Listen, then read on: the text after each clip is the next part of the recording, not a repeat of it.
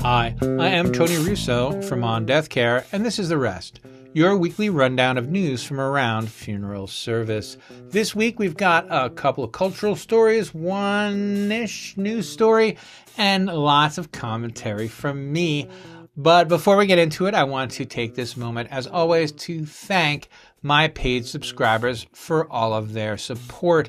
It means so much to me when I get an email, and I get one every time someone subscribes, and it's just, I don't check the name or anything. It's just a little check mark on my list. It's people are out there waiting for the thing that you promised you had better deliver, and it really just kind of keeps me going. So thank you for subscribing, and for the paid subscribers, thank you doubly for paying so that I can have these luxurious offices.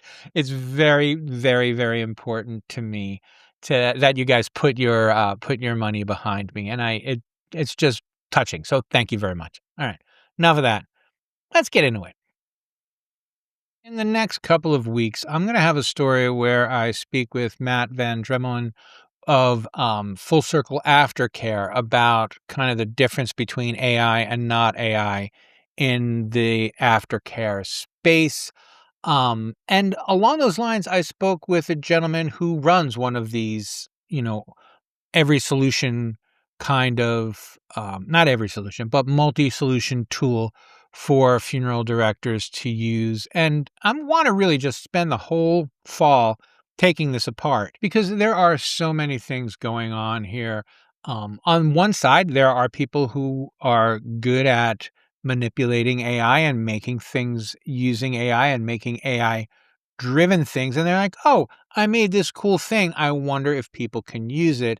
And then, of course, there are funeral directors who are just bombarded with all of these AI-enabled solutions. And a lot of the solutions aren't necessarily like hardcore AI, but they are things that people wouldn't have really been able to make without AI assistance. Now, I've got to be very clear and very honest. This is one of them.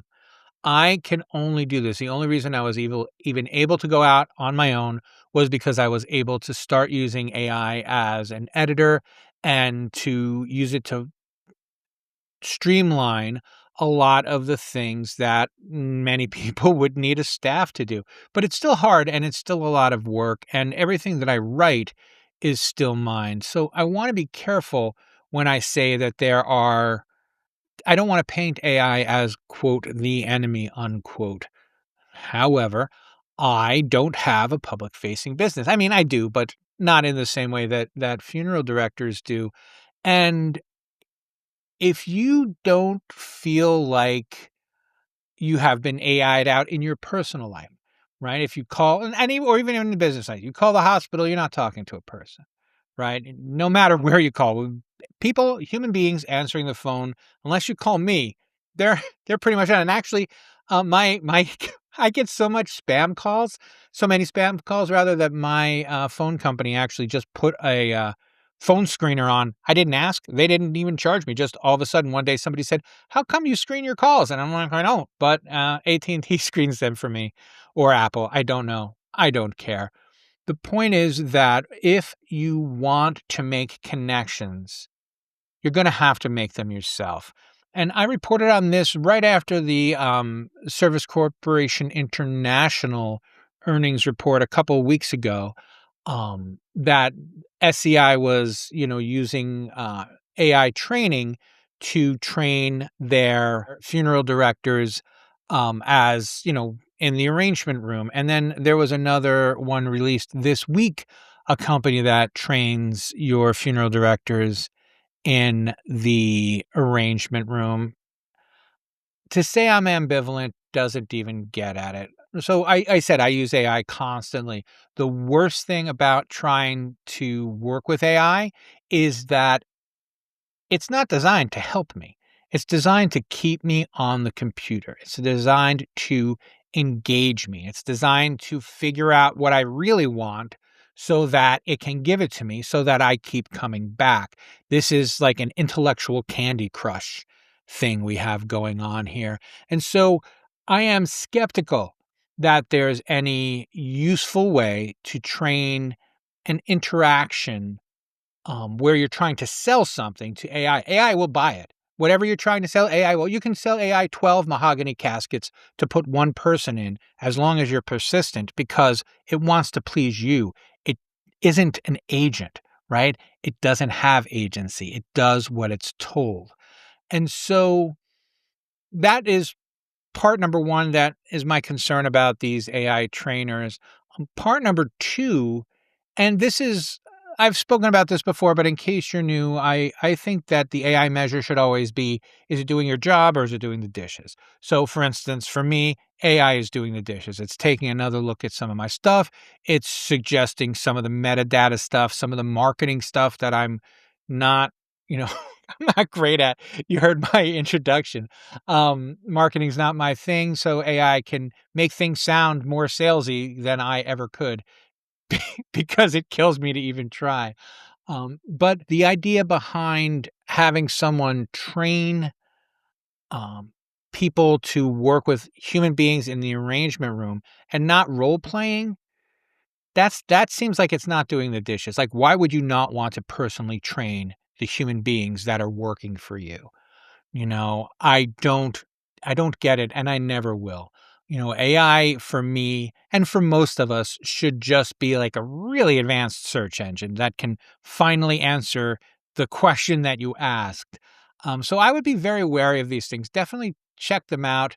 But remember, like if AI spent all week telling me that I was a great salesperson and I get put in front of a person who doesn't think I'm a great salesperson because they're not AI and they're not programmed to think I'm a great salesperson, I might learn the hard way in a way that no one expects. So keep your eyes on these things. I mean, you guys are all you're all more professional than I am, that's for sure. So let's just be careful of these things and make sure we're trying them out. I don't know if you're familiar with the Luddites. I know it's a popular you know, way to say, "Oh, I don't use email. I'm a real Luddite." The Luddites broke things. Like they had violent, violent uprisings because not only because machines were taking their job, but because the machines were taking their jobs and not doing a better job at it. And the people who were making the money from giving the machines other people's jobs did not care. They were happy to force garbage down everyone's throat until we got used to it. And that is what's going on, I believe, with AI. So anyway, I put a link to the AI assisted training thing that was released publicly. I don't have access to SCIs. And take a look at it and I would try it out. And again, I would have your teenager try it out. That's what I would do. I would have someone go in cold and you know, see if it makes them more confident or if it makes them overconfident. But if you don't have the time and there's only one takeaway, it's this. Is it doing the dishes? If someone tries to get you to use an AI that is not doing your dishes for you, you don't need it. Anyway, link to the AI test guy in the show notes.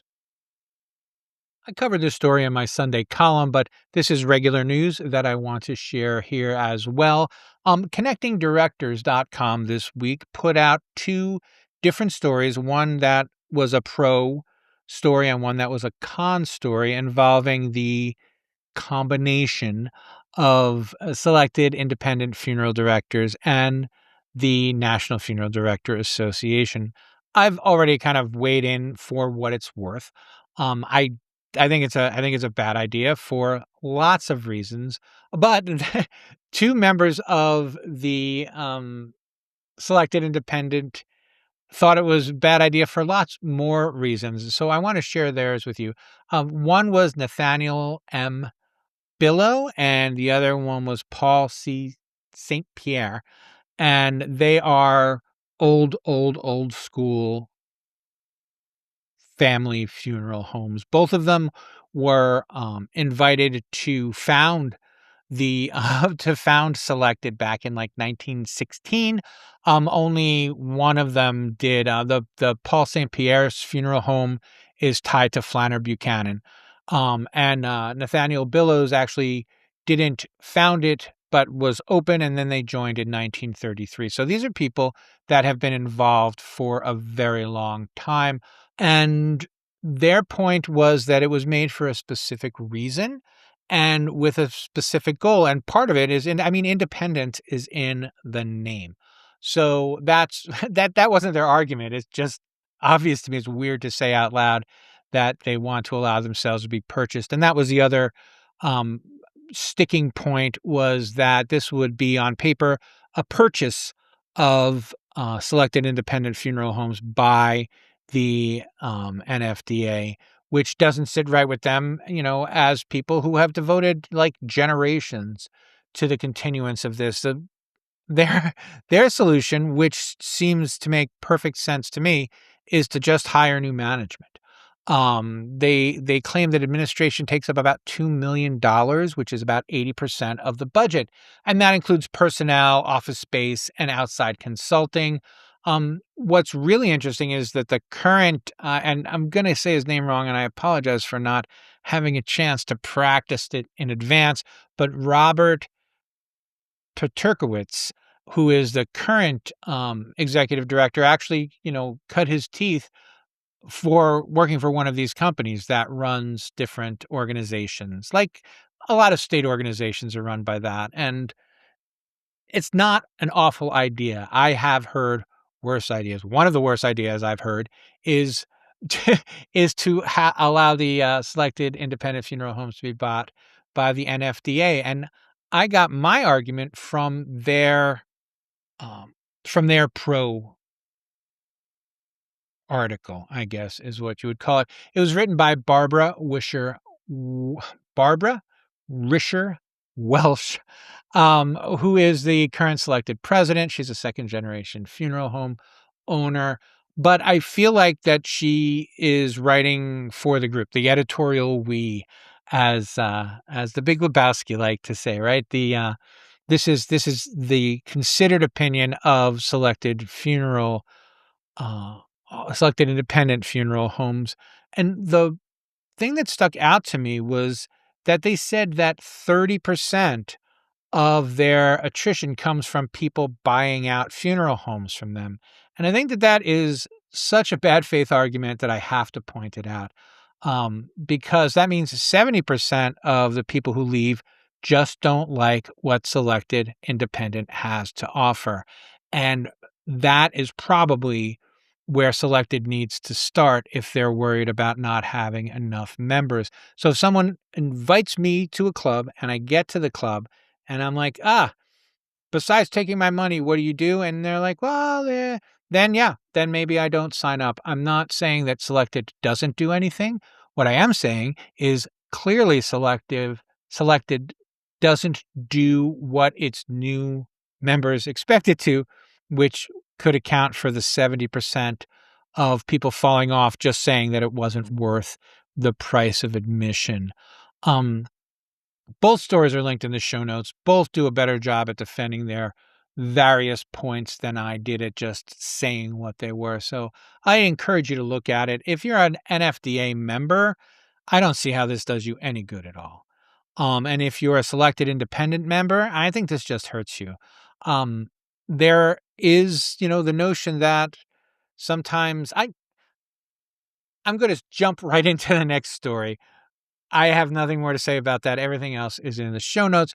But I just spoke with um, another executive director, and her name is Mickey Tufto. She's the executive director of the Minnesota Funeral Directors Association, and they have a leadership academy that's coming up. And I did a little story on it. It'll probably be out in another week or so. But we had a really nice conversation about the Leadership Academy. So their Leadership Academy accounts for most of their board membership. Not most of their board membership, but people who go through this Leadership Academy tend to become more involved with their boards. So they have this every other year. And if you're not in Minnesota, I'm sure many, if not most states have this kind of thing. This is just the story I'm telling now. They meet every other year, and it's a way to build community. Yes, it is, there's additional learning opportunities. Yes, there's networking opportunities, but most important, it's we are part of this group. and it's helping people to feel like they have some ownership in it. And one wonders whether that isn't the best way, rather than trying to find out how you can do more with fewer people, or whether you can even stay open because you have too few people. Finding a way to dig in and to make people feel welcome and wanted, that's another way to keep a group going, as far as I know. There's no link to this story in the show notes, but I will link you to their Leadership Academy, because if you're from Minnesota, and are just hearing it from me, you probably want to check it out. So there's a link to that in the show notes. So there is a podcast called Grounded in Maine, that it's kind of a local podcast. I assure you, if you live in a town, and if that town is in America or in Canada, there's someone there who's doing a podcast. It's the law. You can find a guy that looks like me. If you see kind of like a chubby white guy walking around, grab him, say, "Hey, can I be on your podcast?" I'm sure he'd be happy to let you. But Grounded in Maine is actually a young woman hosts this. But Timothy Schramm was the guest this week, and he is a spokesperson for the National Funerals Director and has been a longtime member of the Green Burial Council. And they just talked green burial and other, funeral related things. And it occurred to me that I can't remember the last time I reminded you guys that if you can get on a local podcast, that is an excellent thing to do. They're always looking for guests, I assure you. And they're always everyone is interested in talking to you about your job. I don't have to tell you that. You know that for sure. So this is another good opportunity to kind of focus in on your community and show what kind of person you are, and get the word out and be the face of your company as well as of the industry. It's important for every bad actor. We need 10 good funeral directors out there showing what this decent people who are in this industry look like. So there's a link to the show in the show notes. In my Google alerts this week, there was a heading that said behind the scenes in the mortuary business. So I clicked on it because that's what I do. And I was taken to, instead of a Facebook page per se, I thought it was going to be someone's Facebook page, but it was an AI generated answer page. And all of the answers were made up out of videos and stand-ups and things done by funeral directors. It was just randomly collected by Facebook. I don't know if this is a good idea or a bad idea. I would like you to tell me what you think, and there's a link in the show notes if you want to check it out. But there were funeral directors that I knew there. There were funeral directors that I hadn't seen yet. It seems to take, there are some with like tens of thousands of likes. There are some with 60 likes. So I don't know how they're doing the selecting. I don't know if it's interest. I don't know if it's time watched. I don't know if it's just keyword based. But two things. A, this is a way to reach everybody instead of just a couple people you need to reach. But B, it's probably worth looking at just to see what kind of things are going to come trending on this, because old people use Facebook, and there's no harm. And all my videos are on Facebook. I don't actually use Facebook myself, but I put my videos up there because people on Facebook like to see videos. So check it out in the show notes. I'm gonna turn this around in my head for another week. I genuinely just found it before I started recording. I posted it on LinkedIn. If you're not following me on LinkedIn, that would be cool if you did. You're welcome to. I'm easy to find. I'm Tony Russo. My email is bytonyrusso@gmail.com. So you can find me that way. I'm easy to find. I look like this. My picture looks like me. It doesn't look like me 30 years ago. So I'm easy enough to find if that's something you're interested in. But I would love to have some feedback on this. Take a look at the Facebook behind the scenes at a mortuary page and tell me what you think, whether you feel like it's too haphazard. Look at it the way you would like one of your families to look at it, and then look at it like yourself and then see what you think about it. Because if you're already doing stand-up videos, it's likely that you could end up on this page, which is probably not a bad thing, but there's no curation. This is just AI generated. So this is AI grabbing up a bunch of things that it thinks are pretty much about kind of the same topic and making a Facebook page out of them. It's creepy for other reasons that me, as someone who actually makes stuff, is gonna always kind of rail against. But I want to give it its own fair shake, and I can't do that until I've had it cooking in my brain for a couple days. So we'll talk about this next week if there's really anything to talk about. And in the meanwhile, if you have any opinions about this, if you take a look at it, or if there's anything that you want to say about the show, about me, about the things I'm covering, about the things I'm not covering, you can do that by emailing me by Tony Russo at gmail.com. That is BYTONYRUSSO at gmail.com. And that will do it for this week. The rest has been an On Death Care production. It was written, edited, transmogrified, videoed, all the things by me, Tony Russo, having a blast doing it. As always, thank you for your attention. If you made it this far, then you've paid a lot of attention to me instead of something else, and that is really important to me that you took the time. I hope I didn't waste it. I try hard not to waste it. I try to make it a little less painful than it has to be, and maybe a little more informative than you may find other places. So keep me on the right track. If I'm doing something that you don't like or doing something that you do like, again, just let me know, and I will check in with you next time.